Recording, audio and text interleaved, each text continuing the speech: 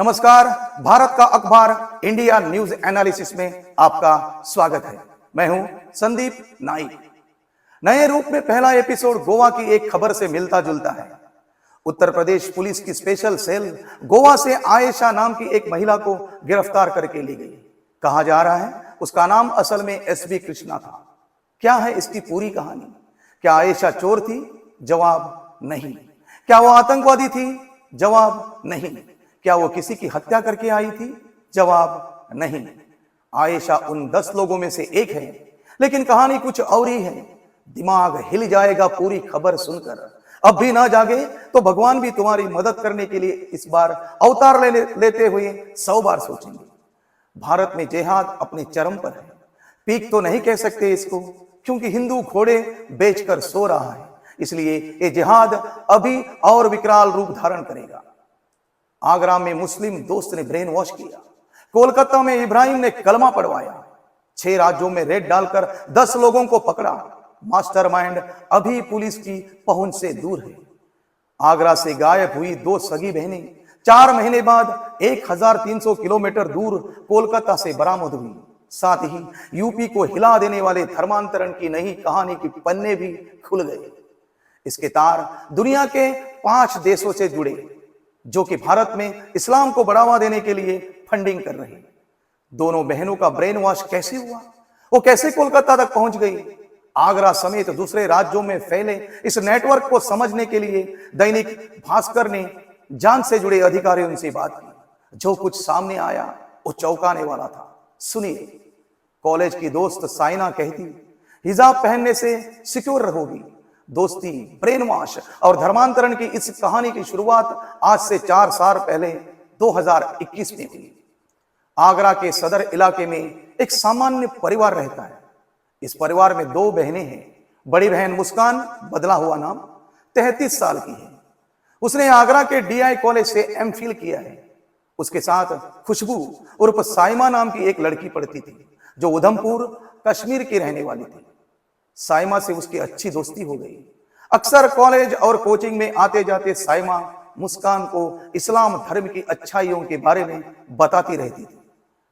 वह कई बार मोबाइल पर वीडियो दिखाती और कहती कि हिजाब पहनने से सुरक्षा रहती है, तुम्हारे धर्म में ऐसी कोई व्यवस्था नहीं है। धीरे धीरे मुस्कान को भी लगने लगा कि इस्लाम में धर्म बेहतर है।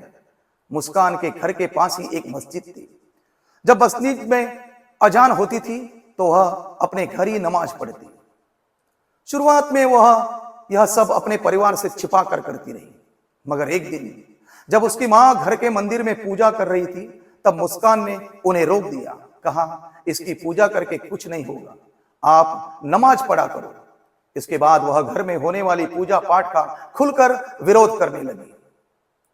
उधर साइमा लगातार मुस्कान का ब्रेन वॉश कर रही थी। उसने पढ़ने के लिए उसे इस्लामिक किताबें भेंट दी, जिनका हिंदी अनुवाद मुस्कान अपने घर लेकर आई और परिवार से कहा, आप इनको पढ़ो, अल्लाह की बरकत देगा। बेटी की इन हरकतों को देखकर घर वाले परेशान रहने लगे। 2021 में वह अचानक घर से गायब हो गई।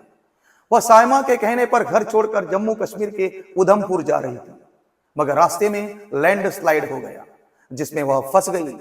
जब किसी ने उसकी मदद नहीं की तो मुस्कान ने परिवार को फोन किया। तब मुस्कान के पिता उधमपुर पहुंचे और उसे अपने साथ लेकर आए। उस वक्त मुस्कान ने परिवार को यह नहीं बताया कि वह घर छोड़कर क्यों गई थी।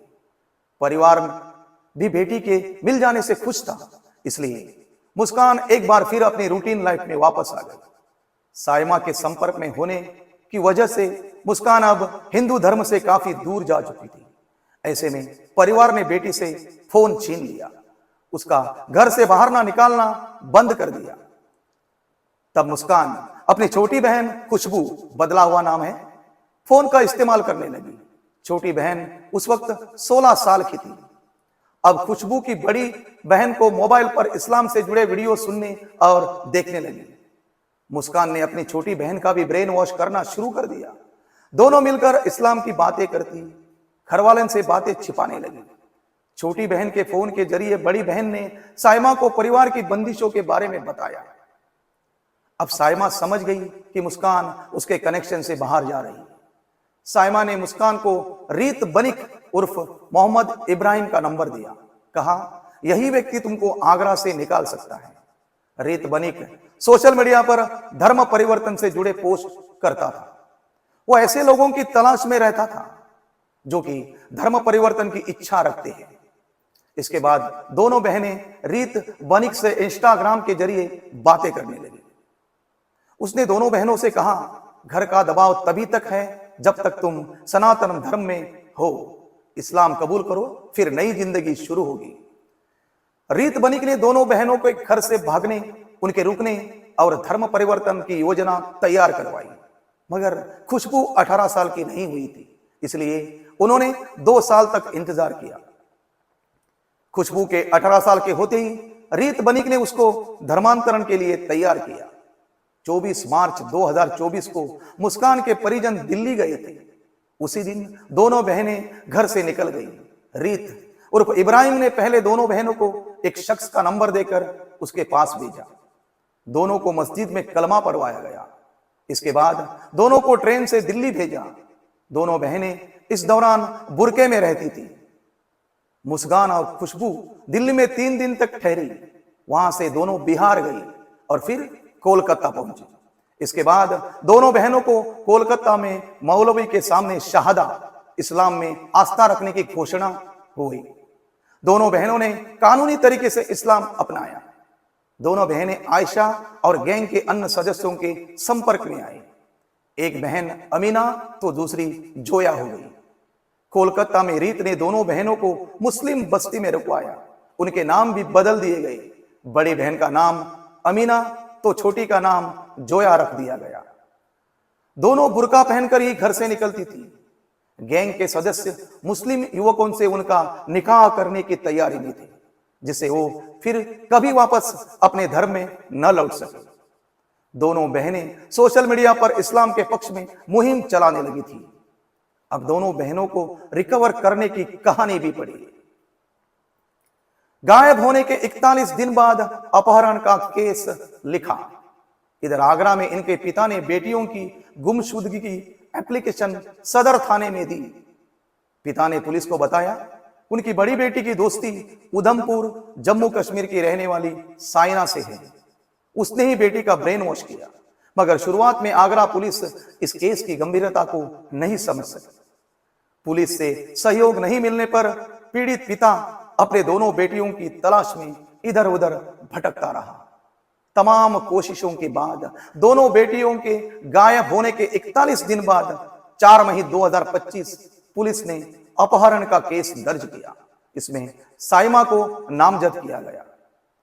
पुलिस ने छानबीन की तो पता चला कि दोनों बहनें धर्मांतरण की मुहिम से जुड़ गई, ठीक उसी अंदाज में जैसे केरला स्टोरी फिल्म में युवतियां दूसरी युवतियों को फंसाती दिखती है।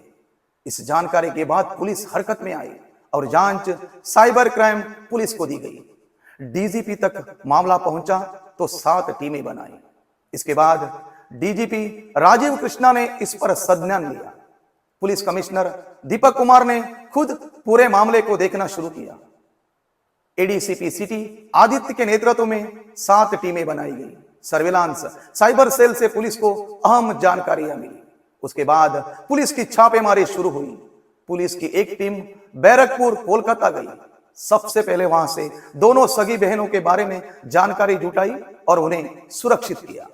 उसके बाद बैरकपुर छावनी में बकर महल निवासी शेखर राय उर्फ हसन अली को पकड़ा। आरोपी बारासात कोर्ट में कर्मचारी है। उससे हुई पूछताछ के आधार पर गोवा से एक महिला आयशा एसबी कृष्णा को पकड़ा। कोलकाता से अली हसन उर्फ शेखर राय, यहीं से ओसामा, आगरा से रहमान कुरैशी, मुजफ्फरनगर के खालापुर से अब्बू तालिब, देहरादून से अब्बू रहमान, जयपुर से मोहम्मद अली और जुनैद कुरैशी को भी गिरफ्तार किया गया। पुलिस ने बताया कि गिरफ्तार किए गए 10 आरोपियों में कई हिंदू थे जो धर्मांतरण करके मुस्लिम बन गए थे। बाद में यही उसी गैंग का हिस्सा बन गए और लड़के लड़कियों को धर्मांतरण करके मुस्लिम बनाने लगे। आज के लिए बस इतना ही। अगले एपिसोड के लिए इंतजार कीजिए। जय हिंद।